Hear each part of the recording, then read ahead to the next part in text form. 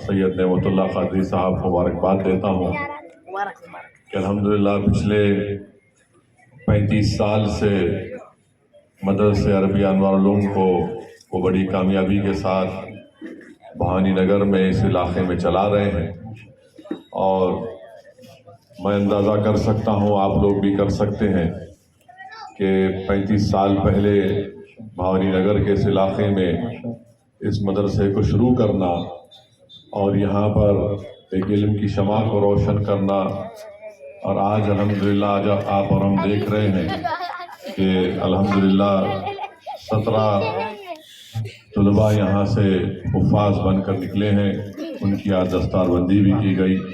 میں آپ کو مبارکباد دیتا ہوں، اہلیان محلے کو مبارکباد دیتا ہوں، اور ان تمام لوگوں کو مبارکباد دیتا ہوں، شکریہ ادا کرتا ہوں جو حضرت مولانا سید نعمت اللہ قادری صاحب اس مدرسے میں مدد کر رہے ہیں۔ اور میری اللہ سے دعا ہے کہ اللہ سبحانہ و تعالیٰ اس مدرسے کو اور ترقی دے، اللہ سبحانہ و تعالیٰ اس میں اپنی برکتوں کو نازل فرمائے، اور اللہ سبحانہ و تعالیٰ نبی کریم صلی اللہ علیہ وسلم کے صدقے طفیل میں اس مدرسے کو صبح قیامت تک آباد اور شاداب رکھے۔ اور اس میں آج 17 ہیں، کل انشاءاللہ تعالیٰ ہزاروں کی تعداد میں یہاں سے لوگ بچے ہمارے حفاظ بن کر نکلیں گے، اور یہ بڑی خوشی کی بات ہے کہ لڑکیوں کے لیے بھی ایک علیحدہ مدرسہ چل رہا ہے، ان کو بھی عالمہ اور حافظ قرآن بنایا جا رہا ہے۔ میرے عزیز دوستوں اور بزرگوں،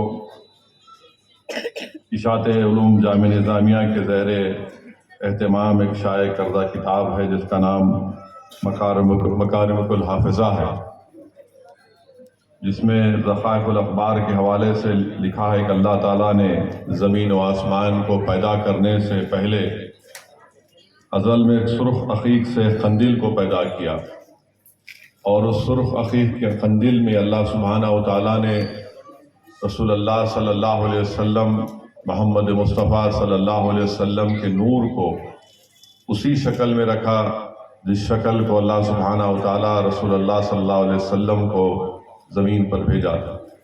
اور پھر اس میں لکھا گیا کہ اللہ سبحانہ و تعالیٰ نے اس کے بعد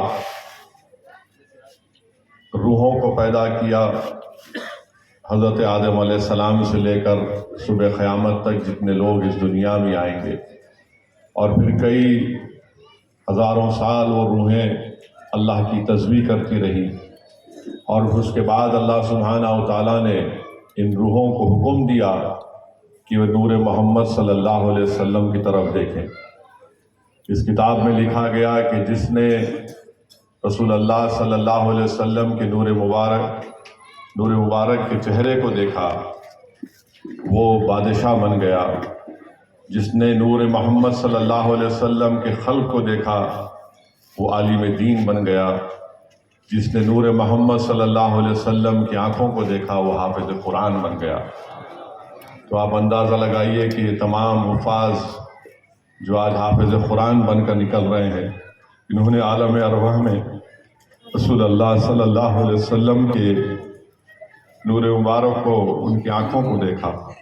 میں مبارکباد دیتا ہوں ان تمام حفاظ اکرام کو جو آج یہاں پر ان کی دستار بندی کی گئی ہے۔ ہم نے وہ نورانی منظر دیکھا کہ کیسے شیخ الجامع نظامیہ حضرت مفتی خلیل احمد صاحب قبلہ اپنے دست مبارک سے ان حفاظ کرام کی دستار بندی کر رہے تھے۔ میرے عزیز دوستوں اور بزرگوں، ان حفاظ کرام کی ایک اور خوشخبری دی جائے گی کہ جب حشر کا میدان ہوگا، حضرت آدم علیہ السلام سے لے کر رسول اللہ صلی اللہ علیہ وسلم کی امت سب اس حشر کے میدان میں ہوگی، تو ان حفاظ کرام کی حدیث شریف میں آیا کہ اللہ سبحانہ و تعالیٰ، حضرت ابو داؤد کی حدیث شریف ہے، حضرت سہل بن معاذ رضی اللہ تعالیٰ عنہ سے روایت ہے کہ اللہ کے رسول صلی اللہ علیہ وسلم نے فرمایا کہ اس دن تمام حفاظ کرام کے ماں باپ کے سروں پر ایک تاج رکھا جائے گا، اور اس تاج کی روشنی سورج کی روشنی سے زیادہ ہوگی، تو ان کو خوشخبری دی جائے گی ان کے ماں باپ کو اس دن۔ آج ہم نے دیکھا کہ حفاظ کرام کی دستار بندی کی گئی، کل ان کے ماں باپ کو اللہ سبحانہ و تعالیٰ اس حشر کے میدان میں جب تمام انسانیت وہاں پر ہوگی ان کو ایک اعزاز سے نوازے گا۔ میرے عزیز دوستوں اور بزرگوں، حفاظ کرام کی عظمت اور ان کے مقام کے بارے میں ترمذی شریف کی حدیث ہے کہ اللہ کے رسول صلی اللہ علیہ وسلم نے ارشاد فرمایا کہ اللہ سبحانہ و تعالیٰ حافظ قرآن کو حکم دے گا کہ تم قرآن کی تلاوت کرو، اور جتنی وہ قرآن کی تلاوت کریں گے اتنا ان کو جنت میں اونچے مقامات پر لے کر جایا جائے گا، اور جہاں پر وہ اپنی قرآن کی تلاوت ختم کریں گے وہ ان کا مقام ہوگا۔ وہیں پر حضرت علی رضی اللہ تعالیٰ عنہ شیر خدا سے امیر المومنین حدیث شریف کو روایت کرتے ہیں کہ اللہ کے رسول صلی اللہ علیہ وسلم نے ارشاد فرمایا کہ جو حافظ قرآن نے قرآن میں جو حلال کو حلال مانا اور حرام کو حرام مانا، اللہ سبحانہ و تعالیٰ ان کی سفارش سے ان کے خاندان کے ایسے 10 لوگوں کو اللہ جنت میں داخل کرے گا جن پر ان کے برے اعمال کی وجہ سے وہ جہنم ان پر واجب ہو گئی۔ تو میرے عزیز دوستوں اور بزرگوں، حدیث شریف میں آیا کہ قرآن کریم میں ایک ایسا سورہ ہے جو اللہ سبحانہ و تعالیٰ سے سفارش کرے گا کہ یا اللہ یہ شخص دنیا میں مجھے بہت زیادہ کثرت سے سورہ پڑھتا، سورہ ملک ہے، اور اللہ سے وہ کہے گا یا اللہ تو اس میرے پڑھنے والے کو تو جنت میں داخل کر دے، اور اگر تو نہیں کرے گا تو مجھے اب قرآن سے نکال دے۔ میرے عزیز دوستوں اور بزرگوں، یہ حدیث شریف ہم کو بتا رہی ہے کہ قرآن شریف ہم مسلمانوں کے لیے بلکہ پوری انسانیت کے لیے ایک بہت بڑی نعمت ہے۔ ہم جتنا بھی اس کی قدر کریں یہ بہت کم ہے، اور اسی عزیزان ملت اسلامیہ، بخاری شریف کی حدیث ہے کہ اللہ کے رسول صلی اللہ علیہ وسلم نے ارشاد فرمایا کہ تم میں سب سے بہترین وہ ہے جو قرآن سیکھے اور لوگوں کو قرآن سکھائے۔ اللہ کے رسول صلی اللہ علیہ وسلم کی حدیث شریف ہے کہ رحمت للعالمین صلی اللہ علیہ وسلم نے ارشاد فرمایا کہ میں تمہارے درمیان میں 2 چیزوں کو چھوڑ کر جا رہا ہوں، ایک قرآن اور دوسرا میری سنت، تم ان دونوں کو مضبوطی سے تھام لو، تم کبھی بھی نہیں بھٹکو گے۔ میرے عزیز دوستوں اور بزرگوں، قرآن ہمارے لیے ایک دستور حیات ہے، ایک مکمل کانسٹیٹیوشن ہے قرآن ہمارے لیے، پورے نہ صرف ہم مسلمانوں کے لیے بلکہ پوری انسانیت کے۔ اور اسی لیے میرے عزیز دوستوں اور بزرگوں، شیر خدا حضرت علی رضی اللہ تعالیٰ عنہ نے رسول اللہ صلی اللہ علیہ وسلم سے پوچھا، یا رسول اللہ صلی اللہ علیہ وسلم قرب قیامت کے فتنوں سے بچنے کا راستہ بتائیے۔ تو اللہ کے رسول صلی اللہ علیہ وسلم نے فرمایا اللہ کی کتاب، اور پھر اللہ کے رسول صلی اللہ علیہ وسلم نے فرمایا کہ جس نے قرآن کریم کو اپنے آپ کو قرآن کریم سے لپیٹ لیا اللہ اس کی حفاظت کرے گا، جس نے قرآن میں سے ہدایت ڈھونڈے گا اللہ اس کو ہدایت دے گا، جو قرآن سے ہٹ کر ہدایت تلاش کرے گا اللہ سبحانہ و تعالیٰ ان کو گمراہ کر دے گا۔ میرے عزیز دوستوں اور بزرگوں، حدیث شریف میں آیا کہ جس کے سینے میں قرآن نہیں ہے وہ ایک ویران گھر کی طرح ہے، وہ ایک ویران گھر کی طرح ہے۔ تو اسی لیے بہت ضروری ہے کہ ہم نہ صرف اپنی اولاد کو بلکہ اپنے آپ کو، ہم تمام کو کوشش کرنے کی ضرورت ہے کہ ہم اپنے سینوں میں قرآن کریم کو رکھیں۔ اور اس کے لیے میں نہیں مانتا کہ عمر کوئی شرط ہے۔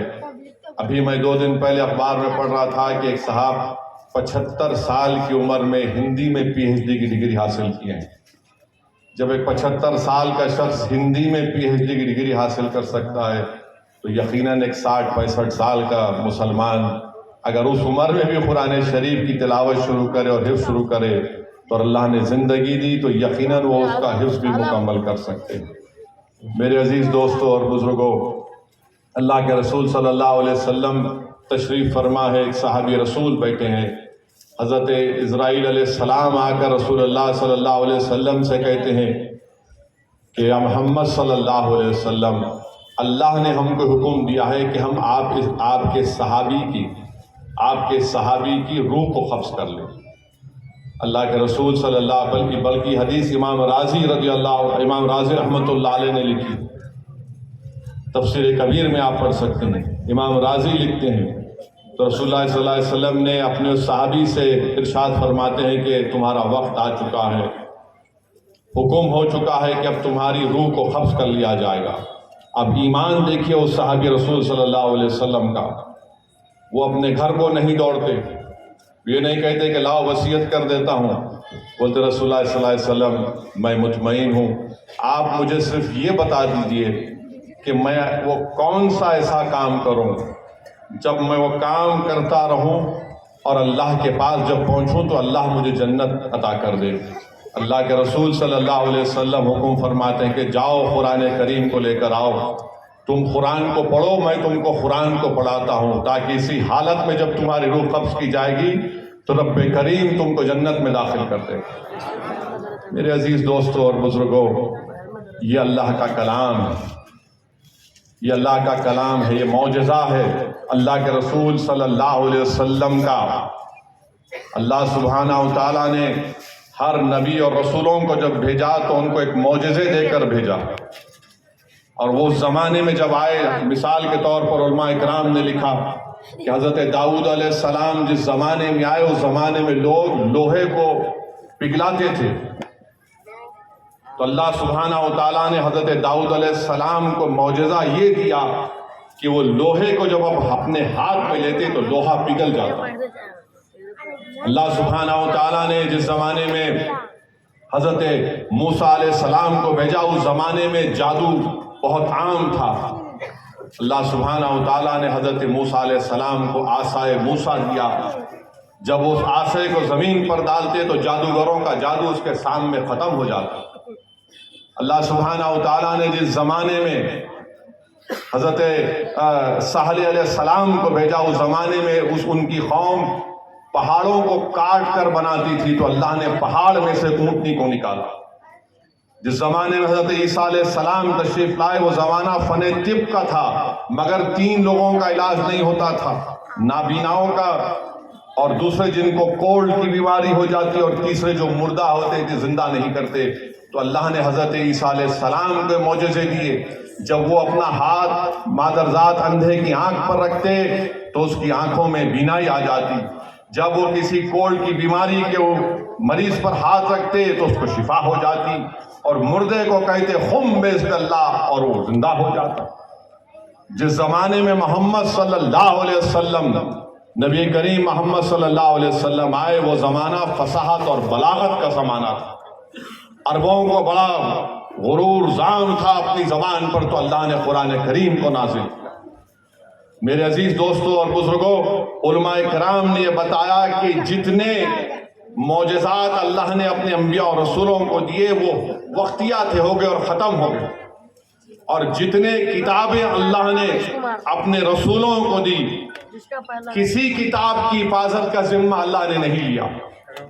علماء کرام نے لکھا کہ اللہ نے صرف قرآن کریم کی حفاظت کا ذمہ لیا۔ تو یہ قرآن کریم کی حفاظت کا ذمہ جو رسول اللہ صلی اللہ علیہ وسلم کا سب سے بڑا معجزہ ہے، اللہ سبحانہ و تعالیٰ نے اس کی حفاظت کا ذمہ لیا۔ میرے عزیز دوستوں اور بزرگوں، اس قرآن کریم کے سلسلے میں امام شافعی رحمۃ اللہ علیہ کا واقعہ یاد آ رہا ہے۔ امام شافعی رحمۃ اللہ علیہ اپنے علاقے کے غریب نوجوان کو جانتے تھے جو ہمیشہ دعا کرتا تھا کہ یا اللہ، بہت کثرت سے قرآن کریم کی تلاوت کرتا تھا۔ امام شافعی نے اس بیان کیا، بلکہ لکھا گیا، امام شافعی اپنے کان سے سنتے تھے کہ نوجوان جو کثرت سے قرآن کی تلاوت کرتا تھا وہ یہ بھی دعا کرتا تھا، یا اللہ جب اس دنیا سے چلا جاؤں گا تیرے حکم پر تو قبر میں بھی مجھے قرآن کی تلاوت کرنے کا موقع ملے۔ کثرت سے دعا کرتا تھا وہ کہ یا اللہ، دنیا میں تو تیرے کلام کی تلاوت کر رہا ہوں، جب قبر میں جاؤں گا تو یا اللہ مجھے قرآن کی تلاوت کرنے کا موقع عنایت فرما۔ امام شافعی رحمۃ اللہ علیہ سنتے تھے، اور جب کبھی اس کے پاس جاتے موقع نہیں ملتا اس سے پوچھنے کے لیے۔ ایک دن وہ حج پہ گیا، امام شافعی رحمۃ اللہ علیہ اس کو مکہ شریف میں دیکھے، حتیم میں دیکھے، بولے بیٹھا ہوا ہے قرآن کی تلاوت کرتے، موقع اچھا ہے، اب میں اس کو پکڑ کر سوال کروں گا، پوچھ لوں گا، موقع اچھا ہے۔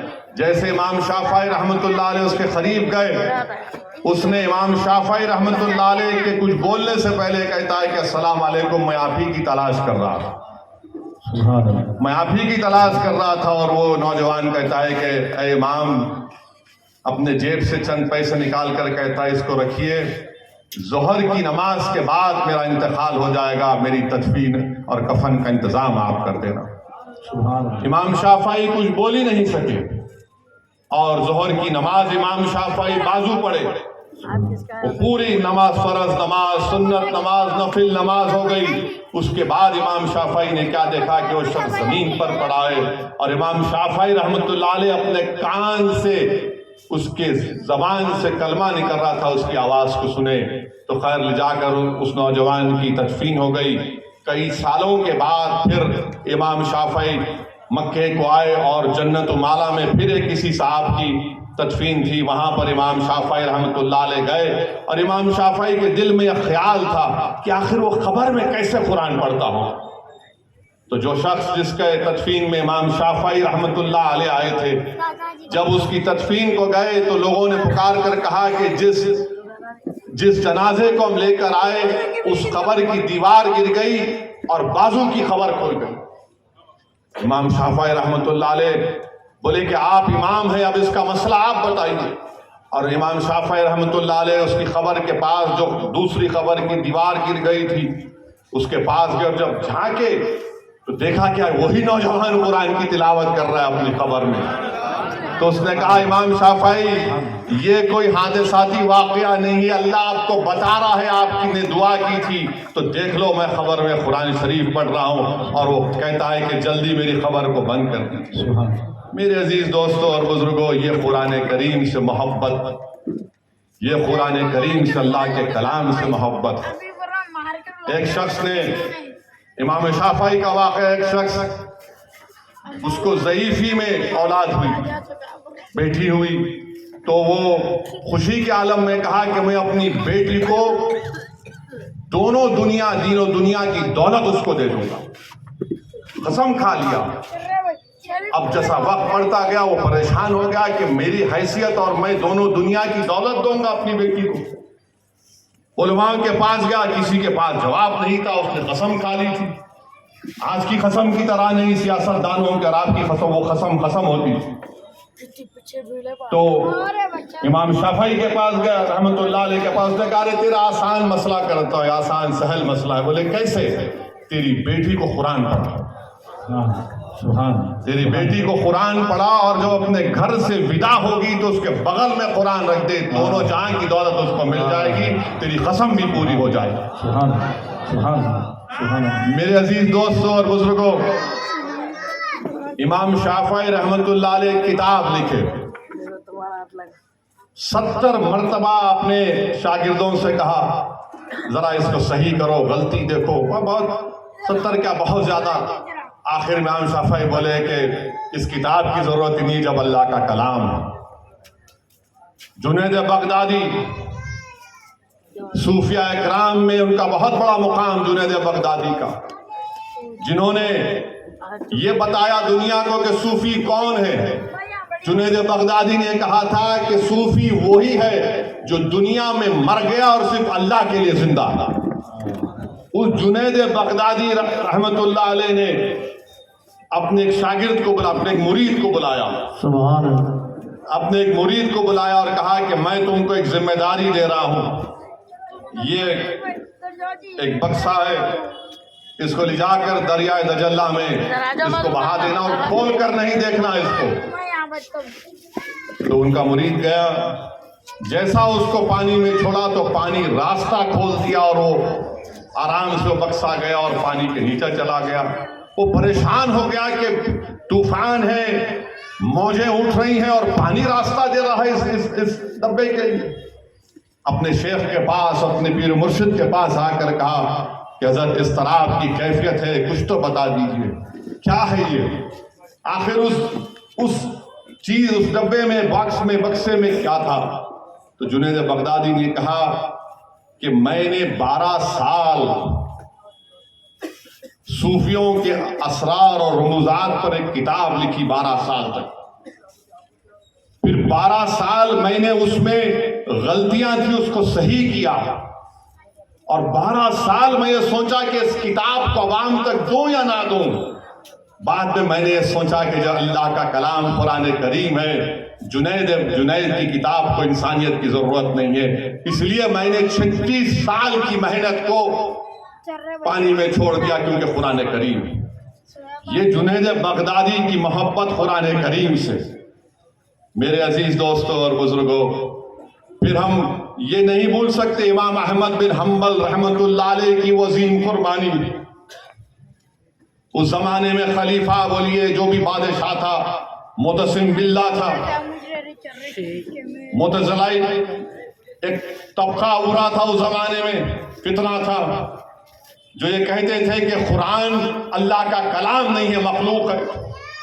امام احمد بن حنبل رحمۃ اللہ علیہ نے اس کے خلاف اعلان بغاوت بلند کر کہا کہ یہ تم جھوٹ بول رہی ہے، کلام الہی ہے، قرآن کلام الہی ہے۔ امام احمد بن حنبل کو معتصم باللہ کے جب دربار میں لایا گیا تو اس نے حکم دیا تھا کہ ان کو ایسا لے کے آنا کہ زنجیریں اتنی مضبوط زنجیریں تھیں کہ ان کا جو جسم کا وزن تھا اس سے ڈبل ٹرپل وزن کا زنجیریں تھیں۔ امام احمد بن حنبل کو لایا گیا، اور پھر لمبا قصہ ہے۔ امام احمد بن حنبل کو معتصم باللہ نے کہا کہ ان کو کھڑا کرو اور کوڑے مارو، ان کو کھڑا کرو اور کوڑے مارو۔ اور جب کوڑے مارنے والے آئے تو اس نے کوڑا مارا تو معتصم باللہ بولا کہ تیرے ہاتھ ٹوٹ جائیں، جم کے مار۔ اور جب پہلا کوڑا امام احمد بن حنبل کو مارا تو امام احمد بن حنبل کی زبان سے کیا نکلا؟ بسم اللہ الرحمن الرحیم، بسم اللہ الرحمن الرحیم امام احمد بن حنبل کی زبان سے نکلا۔ جب دوسرا کوڑا مارا گیا تو امام احمد بن حنبل کی زبان سے نکلا ولا حول ولا قوت الا باللہ العظیم۔ جب تیسری مرتبہ مارا گیا تو امام احمد بن حنبل نے باؤس ظالم معتصم باللہ کے سامنے کہا کہ اللہ کا کلام ہے قرآن۔ جب چوتھی مرتبہ کوڑا مارا گیا تو امام احمد بن حنبل نے قرآن کریم کی اس آیات کا ترجمہ کیا کہ بتا دو ان لوگوں کو کہ جو تکلیف ہم کو پہنچتی ہے وہ اللہ کا فیصلہ ہے۔ وہ پریشان ہو گیا معتصم باللہ۔ اور جب امام احمد بن حنبل کو مارا جا رہا تھا تو مارنے سے پہلے ایک ڈاکو تھا، ابو لبیب، کچھ نام یاد نہیں آ رہا، اللہ اگر معاف کر دیجئے مگر میں غلط کہہ رہا ہوں۔ اس نے امام احمد بن حنبل کے کرتے کو کھینچا اور کہا کہ امام احمد بن حنبل، میں وقت کا بہت بڑا مشہور ڈاکو ہوں، میں شیطان کی پیروی کرتا ہوں، اور مجھے 18,000 مرتبہ کوڑے مارے گئے مگر میں پھر بھی چوری اور ڈاکہ زنی کرتا ہوں۔ آپ حق کے لیے آئے ہیں، آپ حق کی کامیابی کے لیے آئے ہیں، آپ اللہ کے کلام کے لیے آئے ہیں۔ امام احمد بن حنبل صبر کا دامن نہیں چھوڑنا، اور وہ جیسا بولا امام احمد بن حنبل کے حوصلے اور بڑھ گئے۔ اور جب امام احمد بن حنبل پر کوڑے برسائے جا رہے تھے تو ان کے پیجامے کا ناڑا ٹوٹ گیا۔ امام احمد بن حنبل اللہ سے دعا کیے، پروردگار مجھے برہنہ ہونے سے بچا لے، مجھے برہنہ ہونے سے بچا لے۔ سوچو آپ کہ کتنی حیا کا خیال تھا ہمارے امام احمد بن حنبل کو، اور تم دیکھو نوجوانوں تمہارا کیا حال، ہمارا کیا حال ہے۔ اور امام احمد بن حنبل کامیاب ہو گئے تو امام احمد بن حنبل اس ڈاکو کے لیے دعا کرتے تھے کہ اللہ اس پر رحم فرما دے، اس پر رحم فرما دے۔ میرے عزیز دوستوں اور بزرگوں، ہمارے علماء، ہمارے امام کیسے تھے؟ امام محمد، امام اعظم ابو حنیفہ کے شاگرد، جب ان کا جنازہ نکلا تو ایک یہودی دوڑتے آیا کہ مجھے کھندا دینا ہے امام محمد کے جنازے کا، اور جیسا اس نے امام محمد رضی اللہ تعالیٰ عنہ کے جنازے کو کھندا دیا، اس کی زبان سے بے ساختہ نکلا اشہد ان لا الہ الا اللہ واشہد ان محمد رسول اللہ۔ میرے عزیز دوستوں اور بزرگوں، دیکھو ہمارے امام کیسے تھے کہ ان کی لاش بھی ہے تو ان کے یہودی کی زبان سے کلمہ نکل رہا ہے، جنازہ جا رہا ہے تو لوگ اسلام کو قبول کر رہے ہیں۔ یہ ان کی زندگی کی پاکیزگی تھی، یہ ان کی زندگی کی پاکیزگی تھی۔ اور کیا تھا؟ اور اللہ کے رسول صلی اللہ علیہ وسلم سے بے انتہا محبت، اللہ کے رسول صلی اللہ علیہ وسلم سے بے انتہا محبت۔ تو میرے عزیز دوستوں اور بزرگوں، یہ ہماری ذمہ داری ہے کہ ہم قرآن کو سمجھیں، مسجدوں کو آباد رکھیں، قرآن کریم کو اپنے گھر کے اونچے مقام پر رکھنا چھوڑیے، نکال کر پڑھیے۔ اگر پڑھنا نہیں آتا تو سیکھیے، کوئی اس میں شرمندگی کی بات نہیں ہے۔ آپ اللہ کا کلام پڑھ رہے ہیں، آپ اللہ کا کلام پڑھ رہے ہیں، اور اگر قرآن کریم اللہ فرما رہا ہے کہ اگر پہاڑوں پر نازل کر دیتا تو پہاڑ چکنا چور ہو جاتے۔ یہ ہمارے آقا محمد مصطفیٰ صلی اللہ علیہ وسلم کا سب سے بڑا معجزہ ہے، یہ کانسٹیٹیوشن ہے، پوری انسانیت کا آئین ہے، یہ ضابط حیات ہے انسانیت کے لیے۔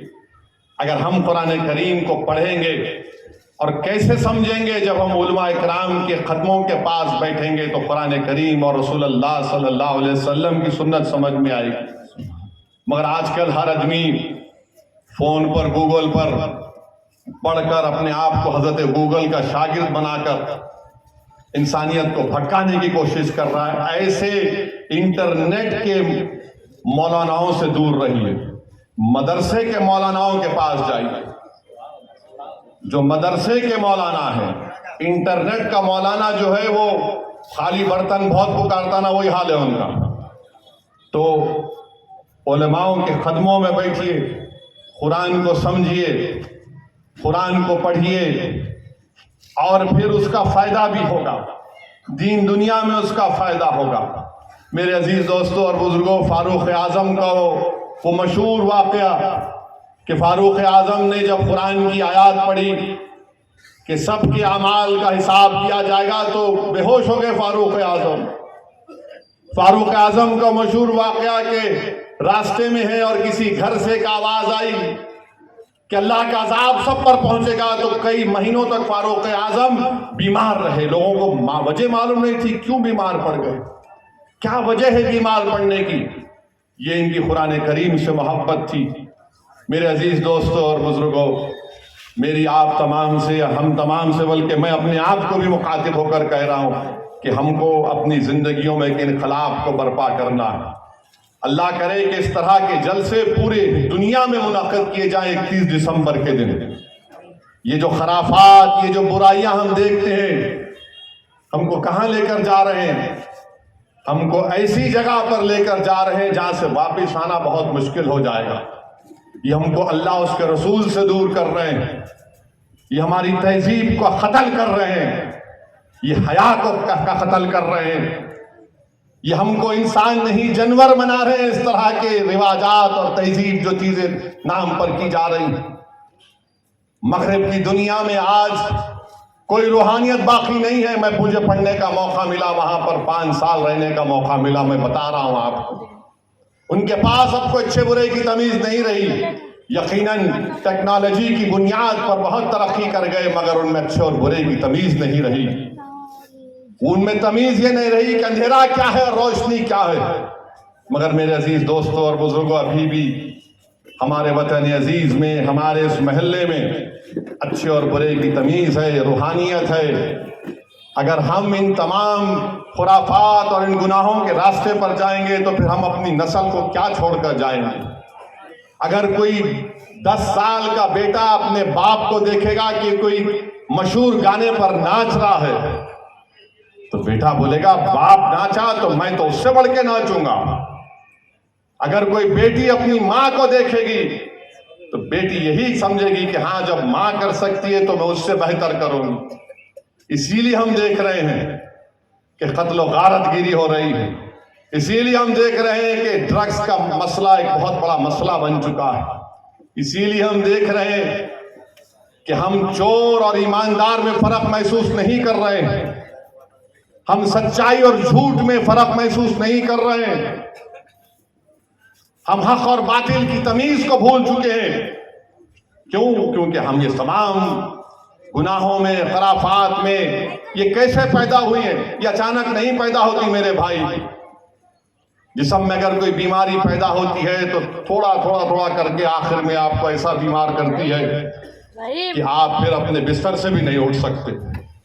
تو انسان کے لیے بھی ضروری ہے کہ اس بیماریوں کے لیے دور رکھنے کے لیے اور دل کی بیماری کے لیے اللہ کے رسول صلی اللہ علیہ وسلم نے فرمایا کہ قرآن کو پڑھو اور موت کو یاد کرو.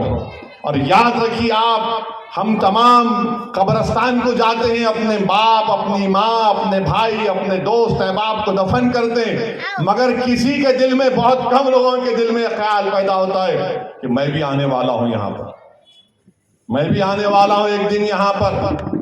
یاد رکھو قبر میں جانا ہے، یاد رکھو قیامت آئے گی.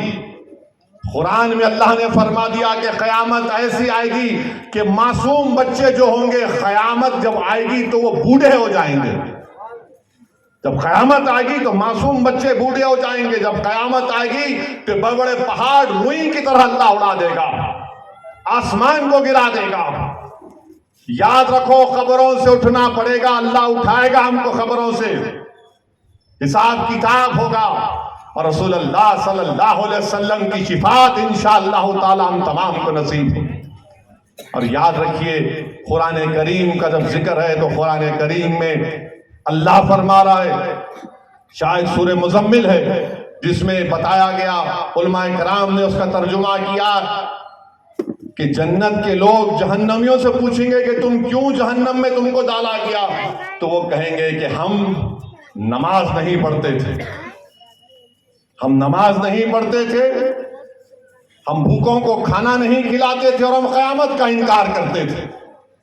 یاد رکھو قیامت آئے گی، یہ دنیا ختم ہوگی، ہم مریں گے، قبر میں جائیں گے، قبر میں حساب کتاب ہوگا، پھر حشر کا میدان بھی ہوگا.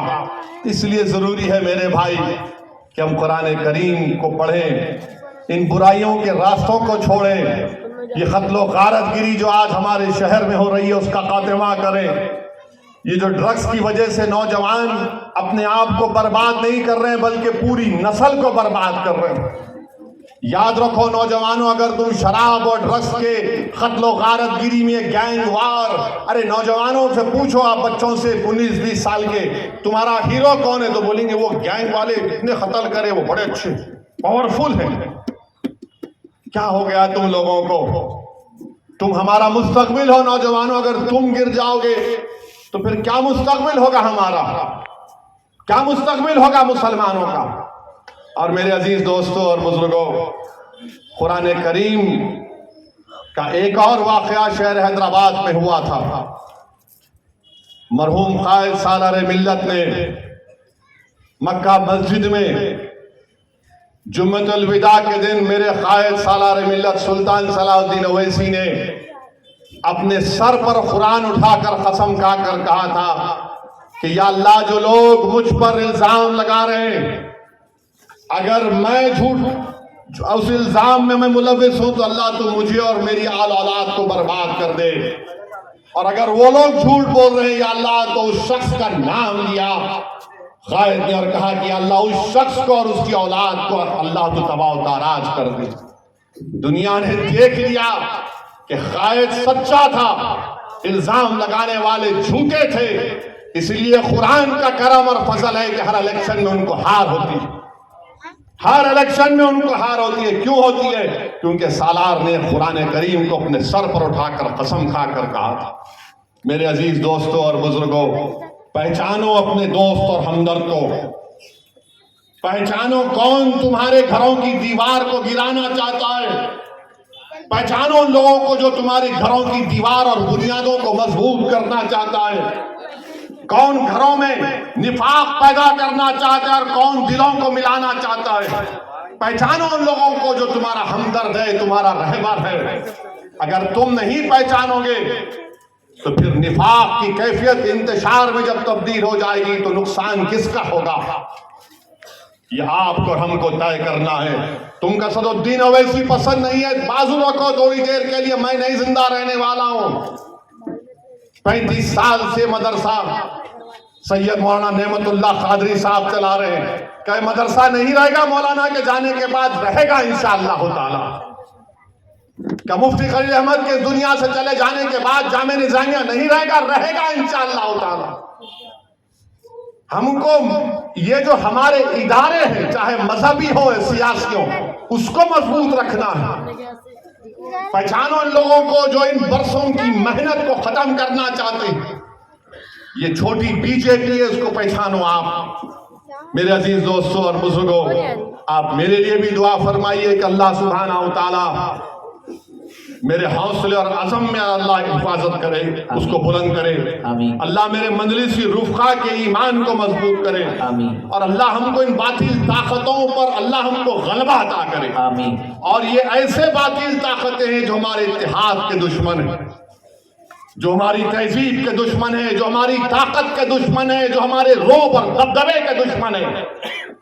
वो इन सबको खत्म करना इनकी नीयत है, मगर इंशाअल्लाह ताला हर बार अल्लाह ने इनको शिकस्त दी है, और हर बार इंशाअल्लाह ताला इनको शिकस्त होगी। हाँ, हमको अपना काम सही करना, हम काम सही करेंगे इंशाअल्लाह ताला। जो कमजोरियां हैं उसको दूर करेंगे, मैं आपसे वादा कर रहा हूं। मगर मेरे भाई, आप फर्द को मत देखिए, आप एक बड़े पिक्चर को देखिए। फर्द खत्म हो जाएगा, इंफरादियत खत्म हो जाएगी, मगर इज्तिमाइयत तो रहेगी। तो अपने मदरसों की हिफाजत करिए, इस मदरसे की मदद करिए, जितने मदरसे हैं उसकी मदद करिए। मदरसे इस्लाम का किला है, इस किले को मजबूत रखिए, इस किले के फसीलों को मजबूत रखिए। कैसे रखेंगे? मदरसों की मदद करेंगे। ये नहीं अरे वो मदरसे मौलाना बहुत कमा रहे, क्या कमा रहे, कौन दे रहा मदरसों को? आजकल कितने मुश्किलात से मदरसे चल रहे हैं, आप जानते भी नहीं हैं। तो मदरसों की, अपने तंजीमों की, अपनी जमातों की हिफाजत करिए। मेरे अजीज दोस्तों और बुजुर्गों और नौजवानों, मस्जिदों को आबाद रखो। नौजवानों, तुमसे मैं कह रहा हूं, हमारी मस्जिद हमने खो दी, और वहां पर क्या किया जा रहा है आप देख रहे हैं। नौजवानों, क्या तुम्हारे दिलों में, हमारे दिलों में तकलीफ नहीं होती कि जिस जगह पर हमने 500 साल हय्या अल सलाह और हय्या अल फलाह की सदाएं दी, जहां पर हमने बैठकर कुरान करीम का जिक्र किया, जहां पर हमने बैठकर सलातो सलाम के नजराने पेश किए, आज वो जगह हमारे हाथ में नहीं है। नौजवानों, क्या तुमको नहीं दिख रहा कि अभी ऐसे 3-4 मसाजिद हैं जिसमें दिल्ली की सुनेरी वाली मस्जिद भी है? मेरे अजीज दोस्तों, याद रखो नौजवानों, ये जो ताकतें हैं ना, तुम्हारे दिल से जब इत्तेहाद को निकालना चाहते हैं, क्यों निकालना चाहते हैं? मिली गीरत को खत्म कर दिया जाए, मिली हमियत को खत्म कर दिया जाए। बरसों की मेहनतों के बाद आज हमारा एक मुकाम हमने पैदा किया। तो ये आपको इन चीजों पर गौर करना है, अपनी मिली हमियत को, मिली अपनी ताकत को बरकरार रखिए। नौजवानों, मस्जिदों को आबाद रखो। कहीं ऐसा ना हो कि मस्जिदें हमसे छीन ली जाएं। मुझे उम्मीद है कि इंशाअल्लाह ताला आज का नौजवान जो कल का बूढ़ा होगा, वो अपनी नजरों को आगे रखकर अपने दिमाग पर जोर डालकर सोचेगा कि किस तरीके से मुझे अपने आप को, अपने खानदान को, अपने शहर को, अपने महल्ले को बचाना है। इत्तेहाद एक ताकत है, इत्तेहाद एक नेमत है। निफाक और इंतशार मौत है, याद रखो मेरी इस बात को। यही चंद गुजारिशात मैं इख्तिसार के साथ आपके सामने रखा हूं, और मैं उलमाए किराम की मौजूदगी में लबकशाई किया हूं। मैं माफी चाहता हूं इन जय्यद उलमाए किराम की मौजूदगी में, जिनके दिल में अल्लाह उसके रसूल का इल्म है, जिनके बारे में कहा गया कि ये अंबिया के वारिस हैं। मेरे अजीज दोस्तों और बुजुर्गों, मेरी आप तमाम से गुजारिश है कि अपने मदरसों को मजबूत रखिए, इन मदरसों की तायीद करिए, इन मदरसों को अच्छा करिए, और ये किसी के बातों में मत आइए ऐसा हो रहा नहीं। मेरे भाई, तहकीक करो, तहकीक करो, जाकर पूछो क्या ये सच है या झूठ है। कोई भी बोल देता, आप यकीन कर लेते हर बात पे। तो तहकीक करने के बाद एक राय को कायम करो। दुश्मन तो यही चाहता है कि झूठ के जरिए अपने महल को तामीर किया जाए। दुश्मन तो यही चाहता है कि झूठ के जरिए इन तमाम इदारों को कमजोर करके रख दिया जाए। तो मेरी आप तमाम से गुजारिश है कि ये हमारा नया साल फर्स्ट मुहर्रम हमारा नया साल है। ठीक है, दुनिया में हम रहते हैं, کام کاج کرنا ہے تو 31 دسمبر ہے، مگر اس کا یہ مطلب نہیں ہے کہ تم ناچ رہے باجا بجا رہے. ارے دیوانے کبھی اتنی خوشی کا اظہار اپنے ضعیف ماں باپ کے سامنے بھی جا کے کرو، جا کے اپنے اپنے اماں کے پیر پکڑ لے، اماں آج تیری گود میں اٹھاتا ہوں میں. نہیں، دوست کو اٹھائیں گے آج 12 بجے.